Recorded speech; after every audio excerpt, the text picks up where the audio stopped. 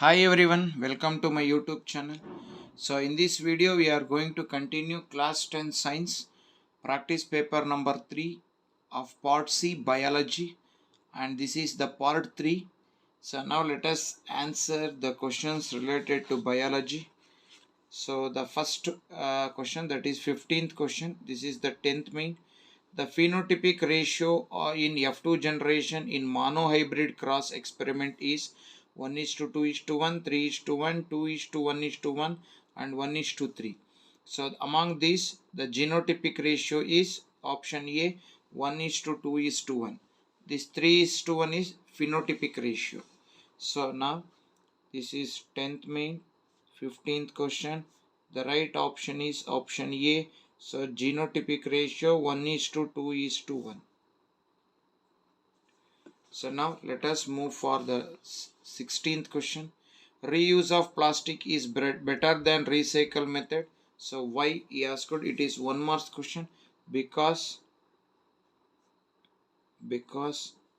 recycle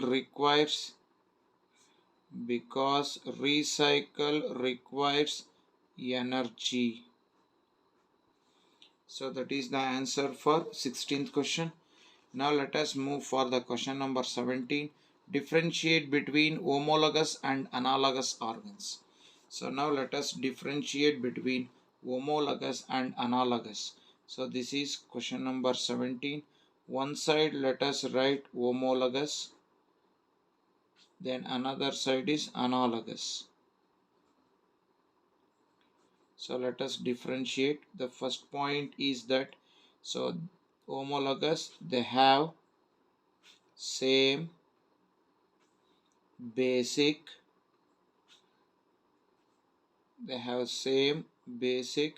structural design. In this side they have different structural design.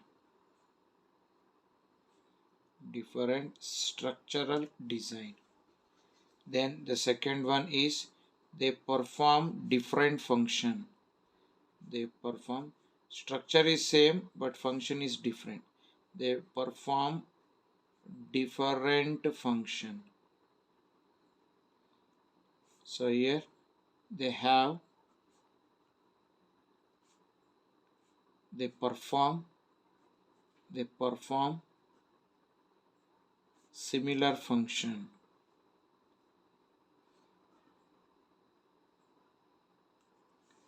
Then the third difference between them is their appearance are different. Then this side they have similar appearance. So these are the differences between homologous organ and analogous organ. So for the same question, one more internal choice question is there. Differentiate between acquired traits and inherited traits.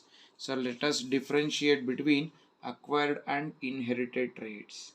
So let us differentiate between acquired traits and inherited traits. So regarding acquired traits, the traits that passed from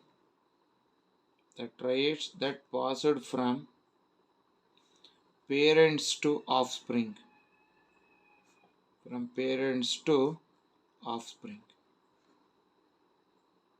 Then acquired traits that is acquired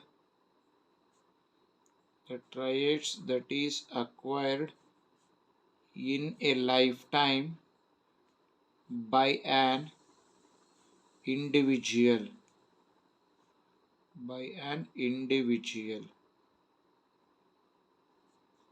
Then the second difference is that it includes, so inherited trait includes genes, it does not include genes.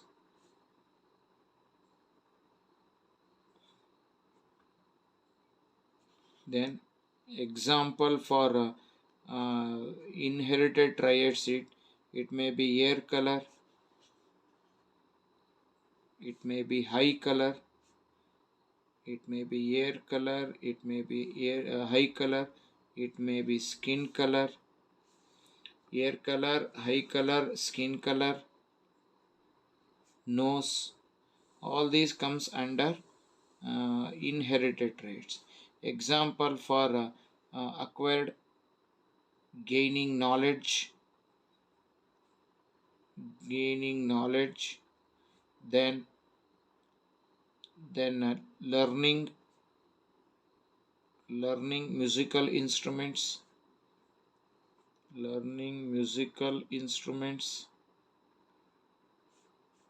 etc. So these are the differences between inherited traits and acquired traits. So now let us move for the next question. This is 18th question. What are the problems faced by constructing dams? So if you construct a dam, what are the problems that we can face? That is 18th question. So one is social problem.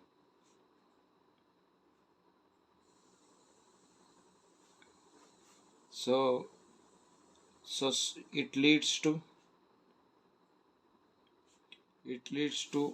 problem of rehabilitation.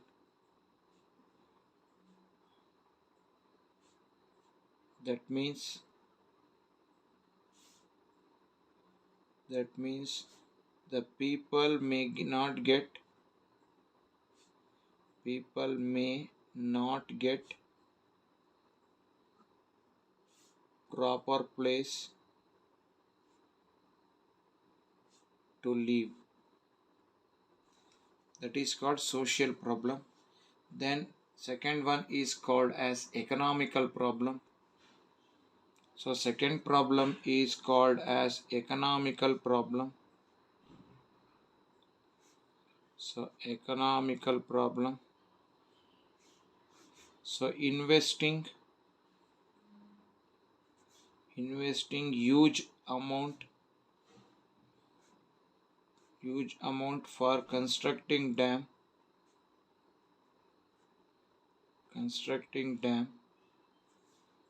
which leads not investing amount to other projects. That is called economical problem. And the third one is called environmental problem. That is the third problem. So when we are constructing the dam, it leads to destruction of forest,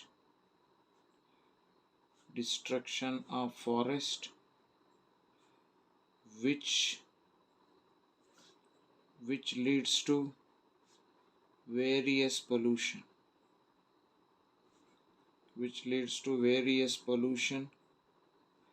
global warming,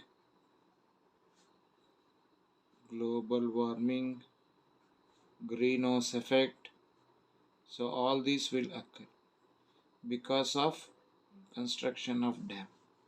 So these are the three problems. So social problem, economical problem, and environmental problem.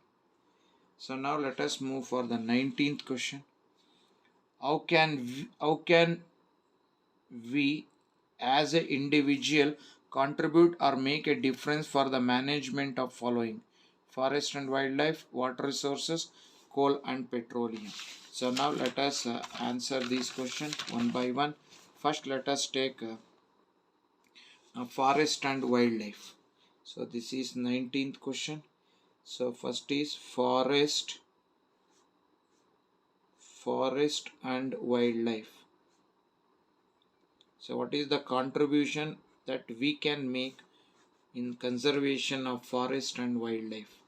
So first point is we should protect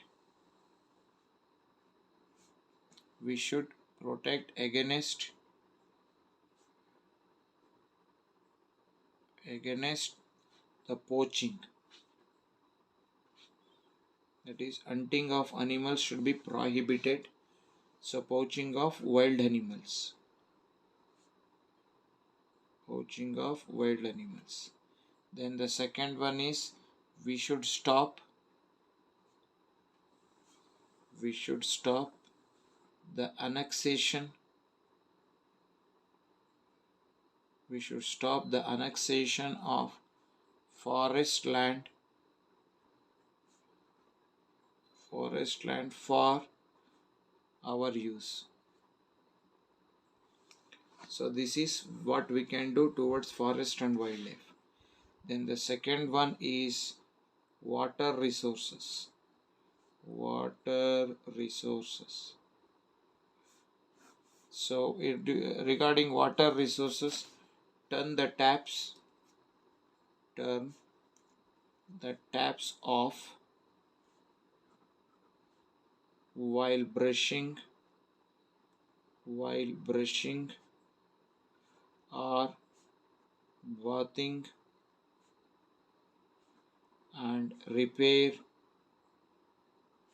and we have to repair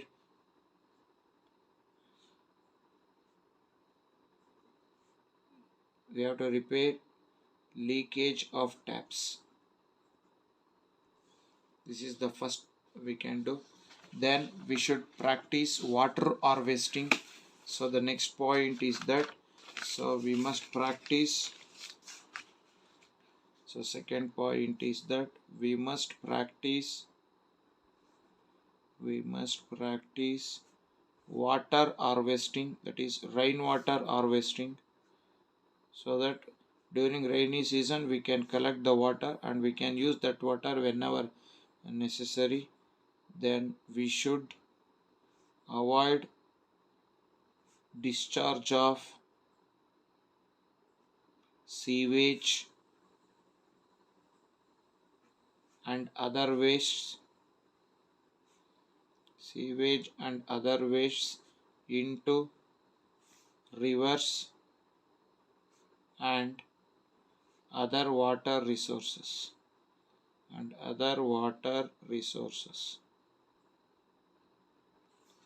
Then coming to third one, that is coal and petroleum.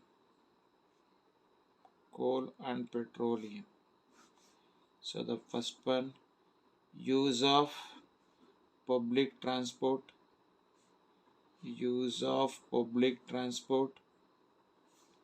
Second one, repair the faulty engines. Then we should use alternate source of energy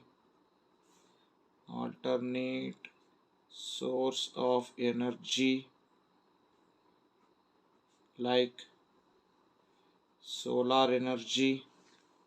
We should use alternate source of energy like solar energy, wind energy, tidal energy, etc. So by doing this one we can avoid burning of coal and petroleum. So this is what is the answer for 19th question. Now let us move for the question number 20. So let us see what is there in the question number 20th. So 20th question is, illustrate Mendel's experiment to show that the triads may be dominant or recessive by taking tall short plants as a character in garden P. So now let us answer this question number 20th now. So 20th question. So now when two pea plants are cross pollinated,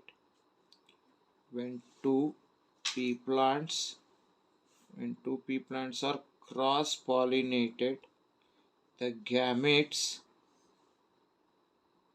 the gametes have half of the number of gene. So now I have taken a tall plant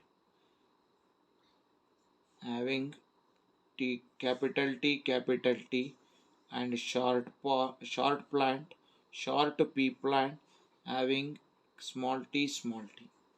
So during gamete formation, only half of the number, capital T, small t.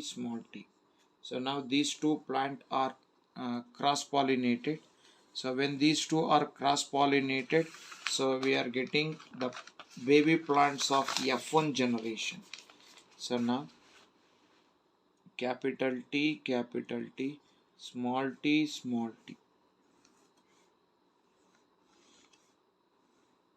This is F1 generation. So small t, capital T. So the plant is tall. Small t, capital T. So the capital again tall. Capital T, small t, again tall. So capital T, small t, again tall. So in F1 generation, all the baby plants are offspring. All the baby plants are tall plants. All the baby plants are tall plants. Here dwarfness is hidden or shortness is hidden. This is F1 generation. Now the baby plant of F1 generation. Now the baby plant of F1 generation is self-pollinated. So if it is self-pollinated, then capital T, small t, capital T, small t, then capital T, small t. So now it is self-pollinated, capital T, small t, capital T, small t. So this is F2 generation. Capital T, capital T, capital T, small t, capital T, small t, small t, small t. That is capital T, this is tall, this is also tall, this is also tall, and this is dwarf. So in F2 generation,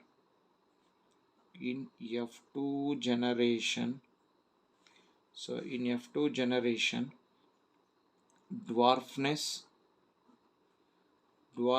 is expressed, which is suppressed in